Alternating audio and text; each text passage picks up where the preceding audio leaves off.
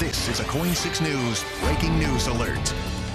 We do have breaking news this morning as divers are preparing to go into the Columbia River in search of a car missing for more than 60 years, a car that could hold clues to the question of what happened to this family, the Martin family. Good morning. It is Thursday, March 6th. I'm Emily Burris. And I'm Travis Tyke. The Hood River County Sheriff's Office recently received a tip that the car belonging to the Martin family, who went missing in December of 1958, has been found. And KOIN 6 anchor Jeff Gianola live at Cascade Locks.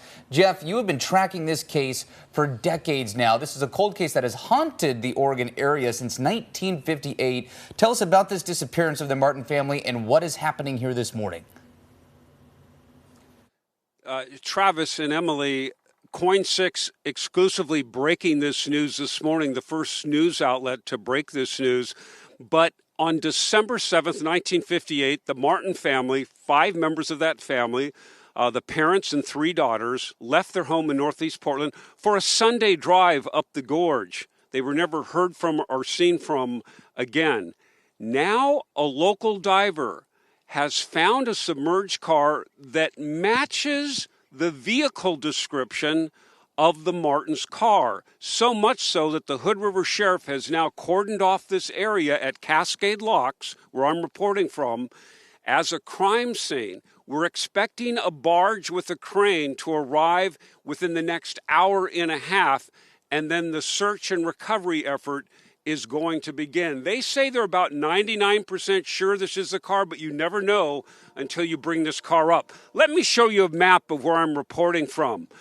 There's an incident command center, and that's where investigators are arriving right now. They're just now starting their briefing. And then you see the area where the car is submerged, where the barge is going to be in that recovery effort. And then I'm reporting from the media staging area.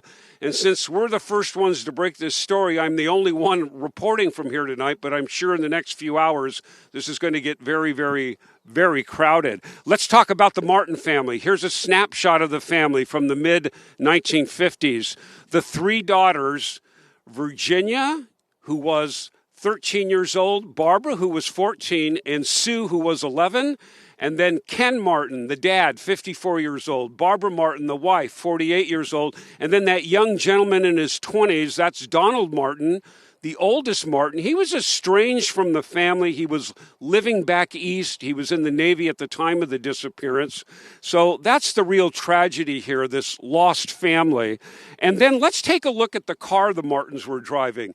It was a 1954 Ford station wagon, tan with red trim around the windows with Oregon license plate 1G7156. Now, according to investigators, what they've told me, they did kind of match a partial plate from the diver.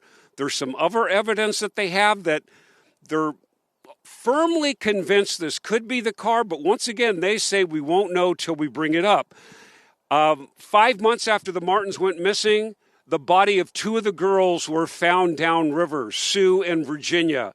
So if that car is brought up, there's a possibility there could be the remains of possibly 3 Martin family members inside, and that would be a very somber moment. There would be some reverence here at the investigation site, and they're looking for evidence because there's 2 theories. Was this an accident that they parked here at Cascade Locks? The sheriff at the time saw some tire tracks that went directly in the water. He said it's possible Ken Martin accidentally backed into the locks, but a Multnomah County detective kept insisting it was foul play. We'll have more on that later on AM Extra coming up at 7 o'clock. But right now, over my right shoulder, if you can see, that's the incident command center being set up right now. There's some trailers, there's some trucks. And in the last hour, we've seen investigators arriving. This investigation really won't start kicking off into high gear until that barge arrives with the crane. But imagine a family that went missing 66 years ago, and now the possibility of a key piece of evidence, the actual car, could be recovered. Emily and Travis, as you mentioned, I've covered this story now for almost 30 years, including a mini documentary, a KOIN 6 podcast.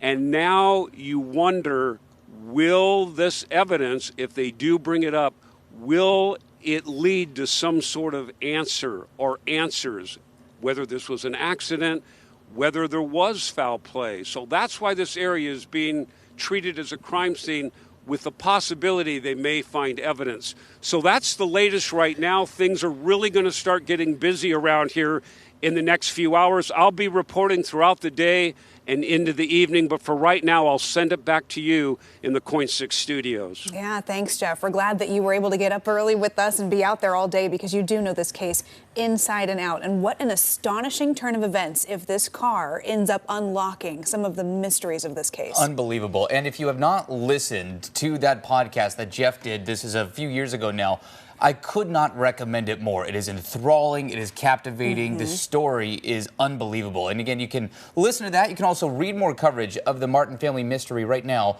on KOIN.com.